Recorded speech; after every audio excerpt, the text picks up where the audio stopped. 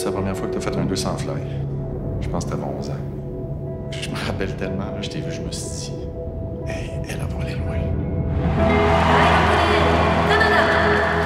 Comme athlète de haut niveau, je sais qu'on rêve tous de remporter cette médaille olympique.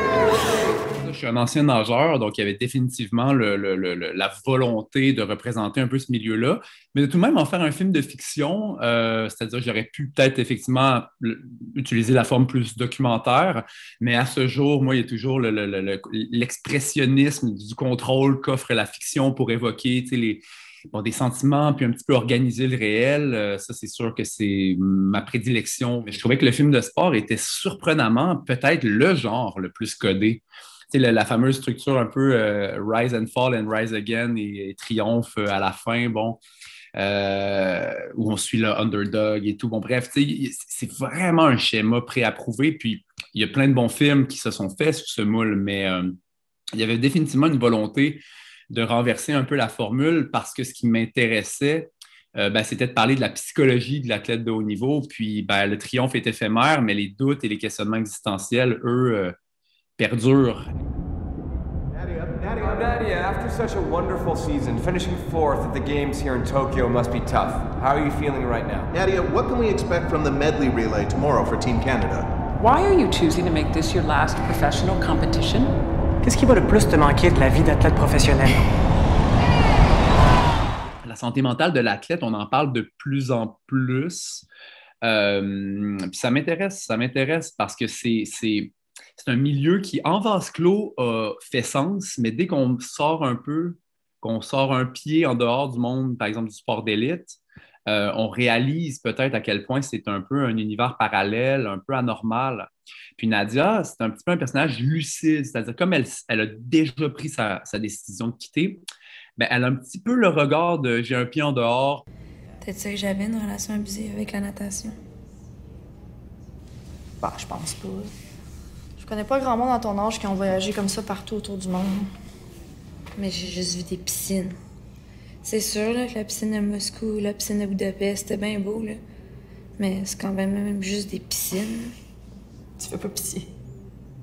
Puis Nadia, spécifiquement, est un personnage qui est donc fictif, mais basé sur des gens que j'ai pu observer au fil des années, des athlètes.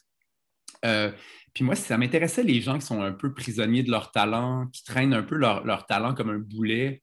C'est-à-dire, c'est pas parce qu'on est dans les meilleurs dans quelque chose qu'on adore, tu sais, qu'on est absolument épanoui là-dedans. Ça peut être beaucoup plus complexe et nuancé que ça.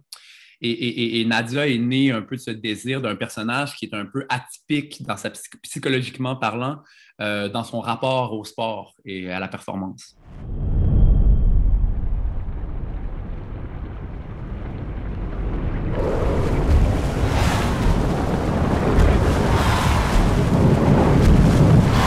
L'effort physique, de vouloir le présenter de façon ininterrompue, ça, c'est définitivement voulu.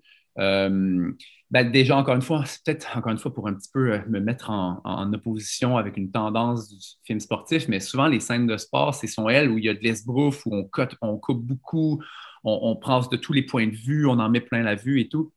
Mais finalement, souvent, en tant que spectateur, on se rend compte, finalement, il y a à peu près aucun effort physique proposé réel. Il n'y a comme pas vraiment... ça devient finalement un effort de cinéma plus qu'un effort de personnage ou de bon.